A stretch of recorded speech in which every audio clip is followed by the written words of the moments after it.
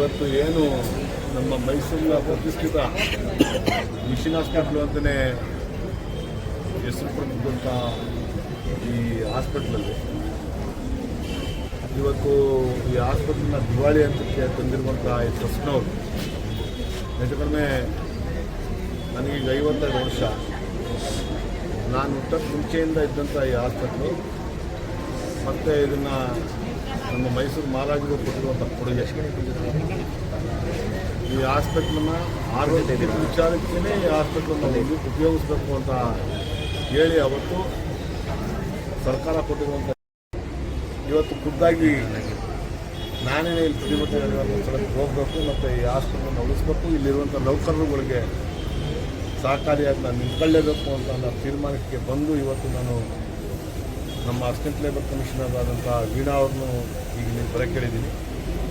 ಮತ್ತು ಇಲ್ಲಿ ಆ ಪೊಲೀಸ್ ಸಿಬ್ಬಂದಿಗಳಿಗೆಲ್ಲರಿಗೂ ನಾನು ಮಾಹಿತಿಯನ್ನು ಕೊಟ್ಟಿದ್ದೀನಿ. ಇಲ್ಲಿ ಪ್ರತಿಭಟನೆ ನಿರತರಾಗಿರೋರಿಗೆ ಯಾವುದೇ ಥರದ ತೊಂದರೆ ಆಗಬಾರ್ದು. ಮತ್ತು ಇವರು ಮೊದಲು ಮಿಷನ್ ಹಾಸ್ಪಿಟ್ಲು ಹೆಂಗೆ ನಡೀತಿತ್ತು ಅದೇ ರೀತಿ ನಡೆಸುವಂಥ ಕೆಲಸವನ್ನು ಆ ಟ್ರಸ್ಟ್ನವರು ಮಾಡಬೇಕು. ಇಲ್ಲಿ ಸಾರ್ವಜನಿಕರಿಗೂ ಉಪಯೋಗ ಆಗುತ್ತೆ. ಅದ್ರ ಜೊತೆಗೆ ಇಲ್ಲಿ ನೌಕರರುಗಳು ಒಂದು 500 ಕುಟುಂಬ ಬೀದಿಗೆ ಬರುವಂಥದ್ದು ತಪ್ಪುತ್ತೆ. ಆ ಬೀದಿಗೆ ಬರುವಂಥ ವ್ಯವಸ್ಥೆನ ಇವರು ಯಾವುದೇ ಕಾರಣಕ್ಕೂ ಮಾಡಬಾರ್ದು.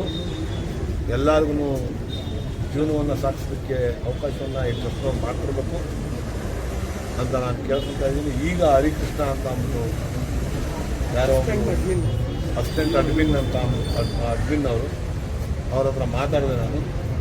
ಬೆಳಗ್ಗೆಗೆ ಆ ಡೈರೆಕ್ಟ್ರುಗಳನ್ನ ಮತ್ತು ಬಿಷಪ್ನ ಇಬ್ಬರನ್ನು ನಾನು ಕರೆಸಿ ಮಾತಾಡ್ಸಿಸ್ತೀನಿ ಅಂತ ಹೇಳಿದ್ದಾರೆ. ಕರೆಸಲಿಲ್ಲ ಅಂತ ಅಂದರೆ ನಾಳೆ ಬೆಳಗ್ಗೆಗೆ ಇಲ್ಲಿ ಏನು ಪ್ರತಿಭಟನೆ ಮಾಡ್ತಾಯಿದ್ದಾರೆ ಇವ್ರ ಜೊತೆ ನಾನು ಸಹ ಪ್ರತಿಭಟನೆಯಲ್ಲಿ ಪಾಲ್ಗೊಳ್ತೀನಿ. ಇವ್ರಿಗೆಲ್ರಿಗೂ ನ್ಯಾಯ ಕೊಡಿಸುವಂಥ ಕೆಲಸನ ಮಾಡ್ತೀನಿ. ಮತ್ತು ಸರ್ಕಾರದ ಗಮನಕ್ಕೆ ತಂದು ಇದನ್ನು ಸನ್ಮಾನ್ಯ ಮುಖ್ಯಮಂತ್ರಿಗಳ ಗಮನಕ್ಕೆ ತಂದು ನಮ್ಮ ಆರೋಗ್ಯ ಸಚಿವರಾದಂಥ ದಿನೇಶ್ ಗುಂಡೂರಾವ್ ಅವ್ರಿಗೆ ಇದನ್ನು ವಿಚಾರವನ್ನು ತಿಳಿಸಿ ಇದಕ್ಕೇನು ಪರಿಹಾರ ಕಂಡುಕೊಳ್ಬೇಕು ಅದನ್ನು ಕಂಡುಕೊಳ್ಳುವಂಥ ಕೆಲಸವನ್ನು ನಾವು ಮಾಡ್ತೀವಿ ಅಂತ ಈ ಸಂದರ್ಭದಲ್ಲಿ ಹೇಳ್ತೀವಿ. ಇದಕ್ಕೇನು ಪರಿಹಾರ ಕಂಡುಕೊಳ್ಬೇಕು ಅದನ್ನು ಕಂಡುಕೊಳ್ಳುವಂಥ ಕೆಲಸವನ್ನು ನಾವು ಮಾಡ್ತೀವಿ ಅಂತ ಈ ಸಂದರ್ಭದಲ್ಲಿ ಹೇಳ್ತೀವಿ.